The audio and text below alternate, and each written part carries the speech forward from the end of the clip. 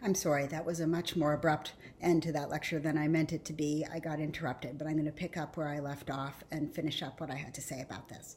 So, what I was doing was connecting together these two themes, the themes of family making and what it takes for people to make up a family, and the theme of fantasy and imagination and storytelling and the role that they play in sustaining relationship.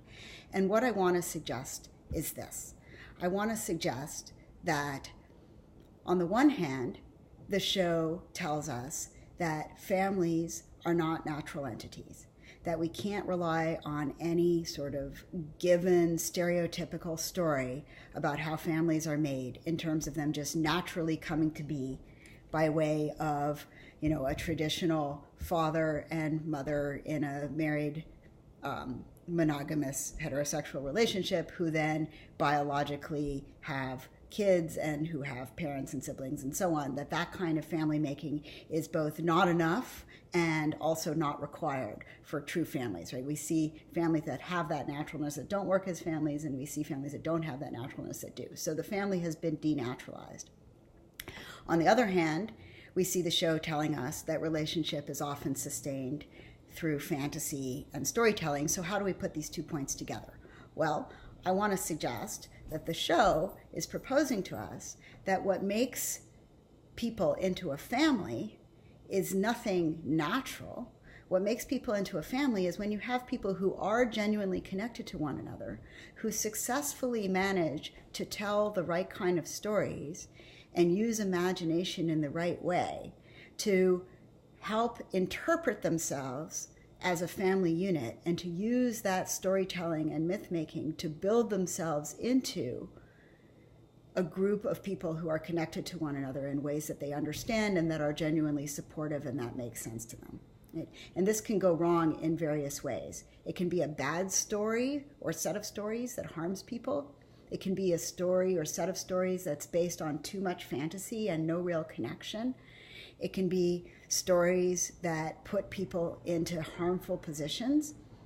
But when it goes well, all of that imagination and storytelling has elements of falseness, because this is kind of a dark show, right? So it's not that there's no deception involved. There is some deception involved. But it's not just deceptive. It's a form of storytelling and imagination that we use to knit ourselves into bonded relationships that we understand and that work for us and that are healthy when all is working. So families are made. They're not found through biology. They're not natural. But this making relies on productive fantasy of the right sort. And interestingly, I think we can get back to Horsing Around, the sitcom, right? Horsing Around is all about, the whole point of that sitcom is it's about telling very typical, comforting, family-like stories over and over again every week to enforce the idea that this is a real family. It's a very shallow stereotype version of it, but it's a version of family making through the use of fiction and storytelling, which is actually the cornerstone of the show, both the sitcom within the show and the show itself, right? Because often the actors from Horsing Around talk about the fact that they have been made into a real family of a weird sort through their joint connection through the show, right? So the sitcom-like storytelling that goes on in the show is an example of the kind of fantasy family making that I'm talking about here. Okay, just two little points that I want to end with. Well, they're not so little, but they're a bit disconnected from what I've been talking about so far. One is, here's a fun philosophical question that the season raises for us. Can we have genuine relationships with non-existent beings? What would this even mean? If you think that relationships are based to an extent on fantasy and storytelling, then that opens up the possibility that the person you're having a relationship with might in fact be part of that fantasy, right? Or maybe that's just self-deluded.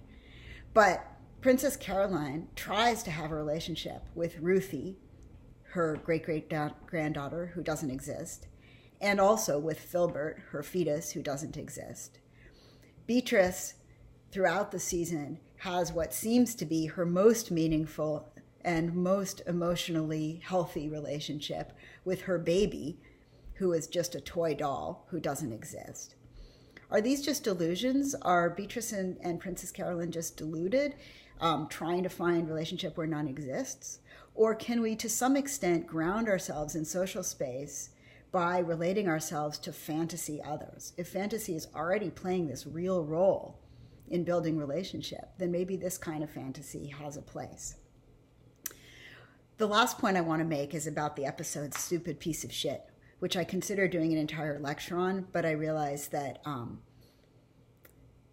I think that it's one that is very personal in terms of what your relationship to it is going to be. I'm not sure that I have a ton of philosophical things to say about it, although I think it's one of the most powerful episodes in the whole series. But I do want to say a little bit about it. I think that Stupid Piece of Shit is an incredibly skillful and powerful look at the inner life of somebody who's depressed and the inner narration and storytelling that goes on in one version of depression. So this too is a kind of a fantasy, a kind of storytelling fantasy that helps somebody root themselves in social space, but this time in a very damaging way, right? It's a kind of fantasy that destroys rather than builds.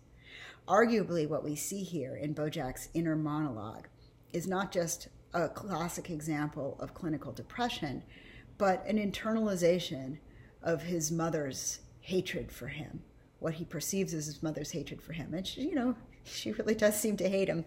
It's not just, it's not like he's just making that up. Her moving in with him against his will triggers or intensifies that internalization of her voice, which is so critical of him and which tells him that he's worthless. And it's also triggered and intensified by him feeling completely incompetent at the task of being a father to Hollyhock. So it's these problematic family relationships with his mom on the one hand and with Hollyhock on the other hand that lead him to do this fantasy and storytelling work, but it's really harmful fantasy and storytelling work, right? But I want to argue that that kind of inner voice that's telling him who he is and what it all means is the same kind of fantasy voice that can build a marriage into a real marriage or build a parent-child relationship into a real relationship. It's just the degenerate, corrupt version that destroys rather than builds, but it's playing that same constitutive role in making selves that the other kind of fantasy is playing. And then there's a nice little twist at the end. Well, I wouldn't call it nice, it's sad, but it's an interesting little twist at the end because that inner self-hating voice that tells him he's worthless, which is turned on partly because he doesn't understand what his relationship to Hollyhock is supposed to be, turns out to be something that he shares with her, right? Later we find out that she has that same destructive inner voice, and he feels like this is, in fact, the true mark that they are in a family relationship to one another, that they share that bond of having that destructive inner voice. So that's a very contorted form of family making through storytelling, right? They're both on the inside telling themselves these destructive, constant stories, and the similarity of those stories, the similarity of those fantasies, in turn then gets built into a fantasy of how they're connected. I think that by the end of the season, we can see that they really are connected, right? They've become very close and their bond is really connected. They have a real bond of care by the end. But that bond is based on all kinds of fantasy along the way. And I'll just close with this. One of the particularly painful fantasies is that Bojack tells himself a story by the end of how he's come to be very attentive to Hollyhock and knows everything about her and understands her, and part of the reason they're connected is because he gets her and knows her. But it turns out that he's actually not attending to her very well at all, and he doesn't know her nearly as well as he thinks he does, right? That in fact, if you look carefully, she's been showing signs of being damaged by the drugs that Beatrice is slipping her for several seasons in a row. We watch her getting thinner if we're paying attention. We watch her getting jitterier. We watch her developing obsessive compulsive disorder. We see that she's always carrying around that same coffee cup. We have all kinds of signs that she's not well and that something is terribly wrong. And Bojack misses all of them even though he's telling himself this fantasy story about how he's become really attentive and gotten to know her really well.